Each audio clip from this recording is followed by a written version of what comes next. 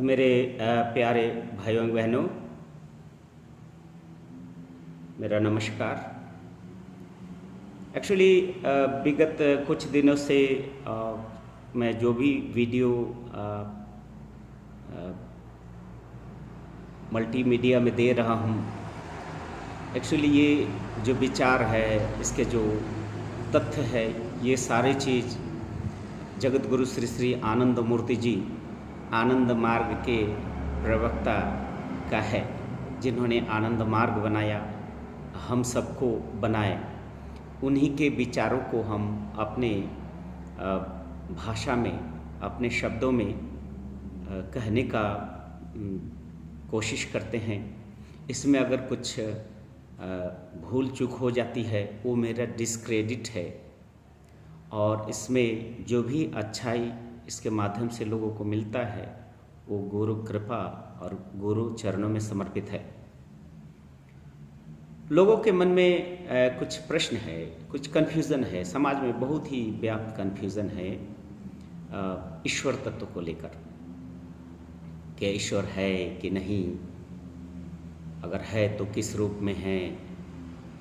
और फिर जो समाज में मजहबी जो प्रचलित जो प्रथाएं हैं, अलग अलग मज़हब ईश्वर को अलग अलग रूप में देखते हैं, मानते हैं। ईश्वर को भी हजारों टुकड़ों में बांट दिया गया है, और ईश्वर को भी, ईश्वर तत्व को भी, भगवत तत्व को भी ग्रुप में, समूह में, कम्युनिटी में उनको भी कम्युनल बना दिया गया है। खैर, जो भी हो, जो भी बुद्धिजीवी हैं, जो लॉजिक को मानते हैं और लॉजिक को जानना चाहते हैं, साइंस के माध्यम से, रेशनलिस्टिक जिनका माइंड हो, वो बहुत जल्दी समझ जाएंगे।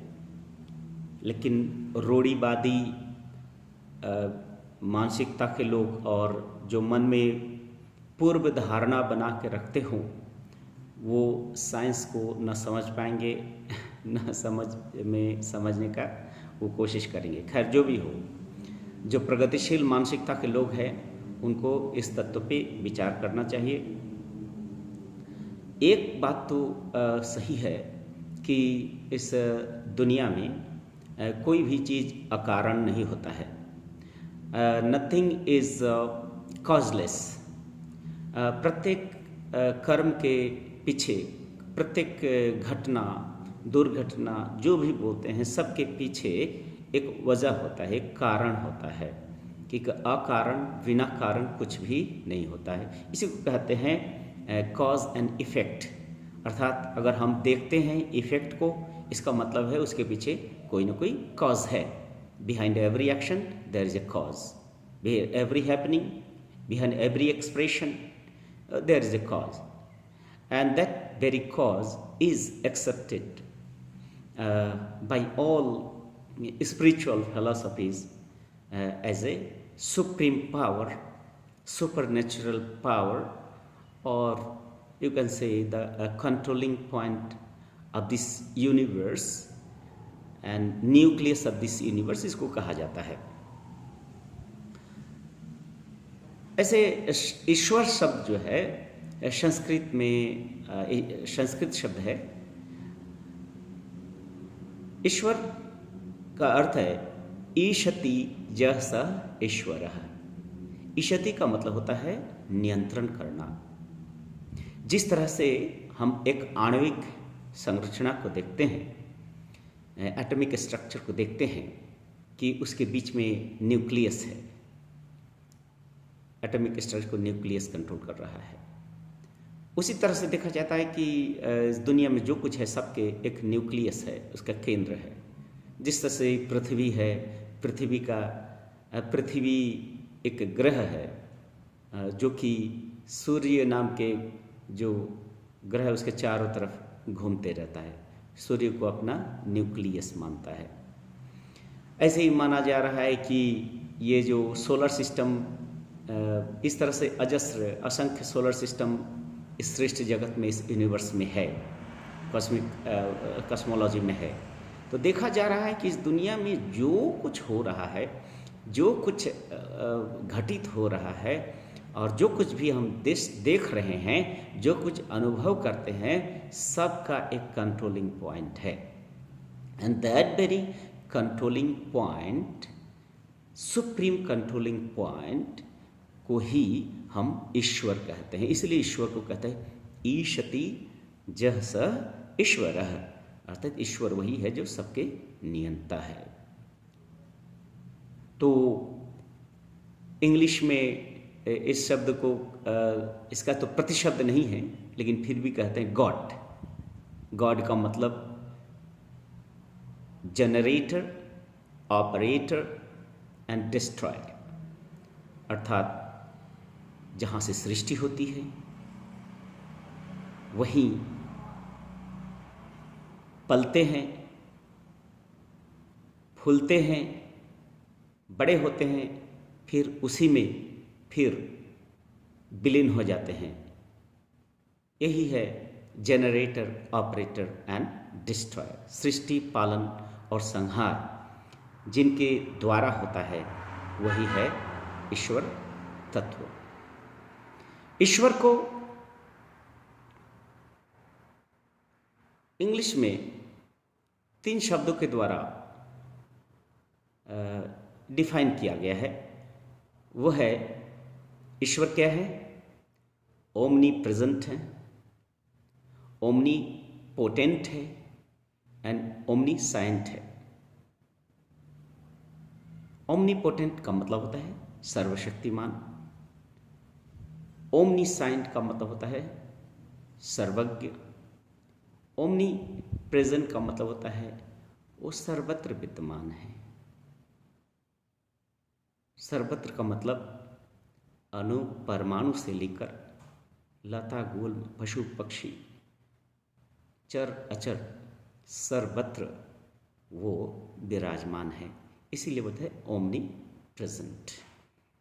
ईश्वर के ये 3 गुण हैं। अब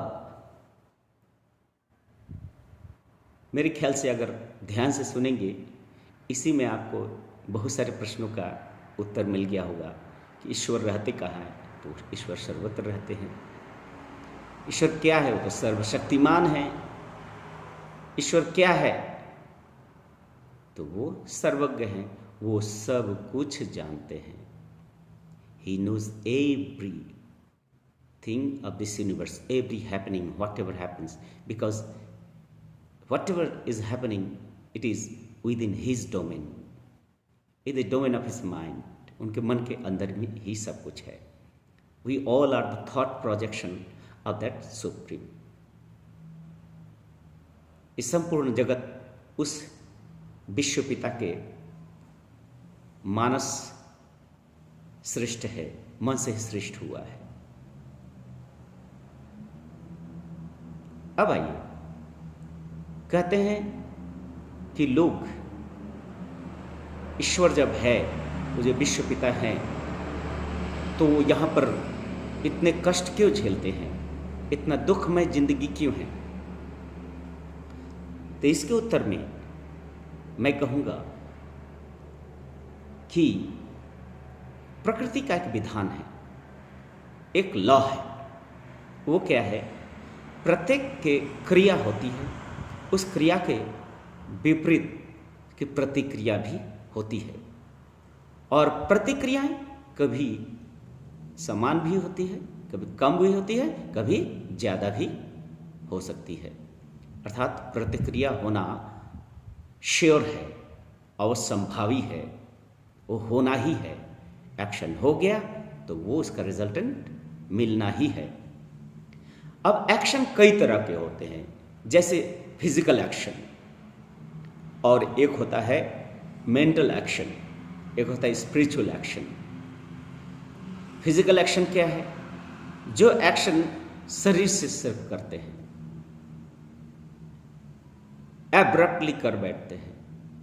लेकिन कुछ ऐसे एक्शन हैं, मैक्सिमम एक्शन के पीछे उसका मन का सपोर्ट रहता है। पहले मन में सोचते हैं, तभी हम कोई भी एक्ट या कर्म को करते हैं। कोई भी एक्शन, अच्छा बुरा कोई भी कर्म करने के पहले मनुष्य क्या करते हैं? सोचते हैं। सोचने के बाद उसको एक्शन में इम्प्लीमेंट करते हैं। It is translate into action. It means the behind every action there is a supporter, there mind. मैंने already the work is done in your mind. मन के अंदर में काम हो चुका होता है। तो मन के अंदर जब काम होता है, अब बताइए, तो मन हुआ रूट कॉज ऑफ गुड और बैड, एविल और वर्चुअस, हर चीज का कॉज ये माइंड है। तो आप देखिए, जो भी हम इंसान करते हैं तो उसका तो रिजल्ट मिलना होगा ना, कुछ भी। और जो भी एक्शन करते हैं वो सबसे पहले हमारे मन में जमा होता है, उसका रिजल्टेंट पोटेंशियल फॉर्म में जमा रहता है। इसी को कहते हैं आध्यात्म विज्ञान में क्या है? Reactive momentum. आध्यात्म को हमने विज्ञान क्यों कहा? कि जिस तरह से ये शरीर हमारा, शरीर से शरीर चर्चा करके तो हम जीव विज्ञान, बायोलॉजी मिलता है। शरीर चर्चा करके जीवन के बारे में सोचते, ये जीव विज्ञान, बायोलॉजी हुआ। माइंड के बारे में, मेंटल फंक्शन के बारे में, माइंड की संरचना, मन किन तत्व से बनता है, मन का फॉर्मेशन, मन का एक्सप्रेशन, मन का सारे चीज़ों को लेके जिस विज्ञान को चर्चा है उसको बोलते हैं साइकोलॉजी, अर्थात साइंस ऑफ माइंड। एंड दूसरा होता है spirituality. Spirituality is the science of soul, science of spirit, science of soul. अर्थात ये भौतिक विज्ञान से बड़ा मनोविज्ञान, मनोविज्ञान से बड़ा आध्यात्म विज्ञान होता है। तीनों विज्ञान अगर बढ़िया से देखें तो देखेंगे कि आध्यात्म विज्ञान से नीचे ही सारे विज्ञान हैं। अर्थात जो भी ज्ञान हम प्राप्त करते हैं, जो भी विशेष ज्ञान हम प्राप्त करते हैं, विज्ञान का मतलब विशेष ज्ञान, ज्ञात से अज्ञात की ओर जाना। जो हम जान चुके हैं वो तो जान चुके हैं, जिस चीज़ को नहीं जानते, जो अज्ञात है, उस अज्ञात चीज़ों को, रहस्य को खोज लेना, वही है विज्ञान।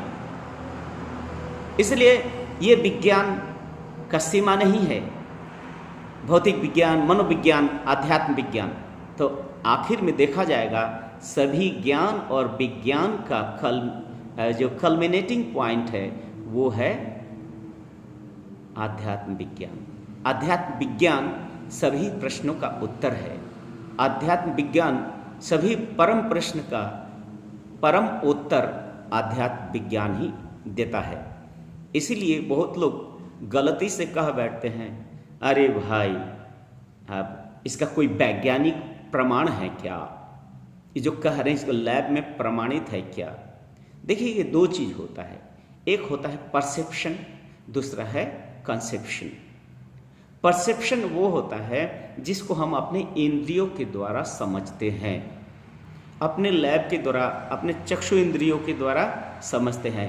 लैब में भी हाई माइक्रोस्कोपिक स्कोप के माध्यम से हम देखते हैं, तब किसी चीज़ को हम मानते हैं। अर्थात ये सारे आपके ये पंच इंद्रियों के जो विज्ञान है, यही हुआ जीव विज्ञान। लेकिन बहुत ऐसा चीज है जो आपके इंद्रिया अनुभूति के अंदर में नहीं आता है। दूसरा आता है आपके मन में। मन के बहुत सारे विज्ञान के बहुत सारे ऐसे थ्योरी है, बहुत सारे तथ्य है, दर्शन है, ये सारे मन का कॉन्सेप्ट है। वो मन में थीसिस करते हैं, मन में ही थीसिस बनाते हैं, मन में कॉन्सेप्ट बनाते हैं, तो वो हुआ मन का विज्ञान। ठीक है, उसको हम समझ नहीं पाते लेकिन उसको हम मानते हैं। ठीक, मन से ऊपर भी, मन से परे, मन के परिक्षेत्र से परे जो विज्ञान है वो विज्ञान है spirit, science of spirit, science of soul. Soul क्या है, सोल का फंक्शन क्या है, सोल कितना पावरफुल है, वो किस रूप में रहता है, और आखिर में है परमात्मा, आत्मा और आखिर में आता है परमात्मा। That is the controlling point, the controlling hub, the hub of this universe. इसी को कहते हैं ईश्वर तत्व। इसलिए मेरा कहना है कि हम लोग जो कुछ भी करते हैं तो हर चीज़ के पीछे हमारा माइंड रहता है, और हमारा जो भी एक्शन होता है, हम जो सोचते हैं, हमारे मन में जमा होता है। ये जो मन में जमा होना, पोटेंशियल फॉर्म में रहना, उसी को कहते हैं संस्कार, उसी को कहते हैं प्रारब्ध, और अपने कर्मों का कर्मफल। ये कर्मफल कभी तुरंत मिल जाता है या ये कर्मफल कभी बाद में मिलता है। इस तरह से क्या होता है, जो बाद में मिलता है तो हो सकता है आपके नेक्स्ट लाइफ में मिले, नेक्स्ट आफ्टर नेक्स्ट लाइफ में मिले, जन्म जन्मांतर के बाद मिले। तो देखा जाता है कि इस जन्म में एक आदमी बहुत कोशिश करने के बावजूद भी देखा है गरीब ही गरीब है और बहुत ही दुख झेल रहा है। और कुछ देखा जा रहा है, एक आदमी गरीब था, बिना मेहनत के अचानक बहुत धनी हो गया है, बहुत अच्छे हो गए। तो याद रखना होगा, इसके पीछे भी आपका यही संस्कार विज्ञान, प्रारब्ध विज्ञान, रिएक्टिव मोमेंटा और रिजल्टेंट ऑफ योर एक्शन का ही विज्ञान काम करता है। इसी चीज़ को हमको बढ़िया से हम लोग को समझना होगा। और ईश्वर की कृपा क्या है, आज जो दुनिया में इतने कोरोना महामारी हुआ है, परमात्मा क्यों मदद नहीं कर रहे हैं? अरे परमात्मा मदद ही तो कर रहे हैं आपको। अरे हम इंसान ने मिलकर क्या किया, हर साल 70 बिलियन जानवरों को हम काटते हैं अपने भोजन के लिए। 70 बिलियन, हर दिन कम से कम 3 बिलियन जानवरों को कत्ल करते हैं। हम ऐसा ऐसा कर्म किए हैं, इस धरती को मनुष्य के रहने लायक नहीं रह गया, ये खत्म कर चुके हैं। वायु प्रदूषण हो चुका है, जमीन प्रदूषण हो चुका है, इग्नियस फैक्टर अग्नि प्रदूषण हो चुका है, जल प्रदूषण हो चुका है, इथेरियल फैक्टर तक प्रदूषण हो चुका है, जिसके कारण बहुत सारे जीव खत्म हो गए, बहुत सारे पेड़ पौधे खत्म हो गए, जो ऑक्सीजन देने वाला पेड़ पौधा वो भी खत्म हो गया है। तो ये परमात्मा प्रकृति के माध्यम से इसे बीच बीच में करते हैं इंसान को आगाह करने के लिए।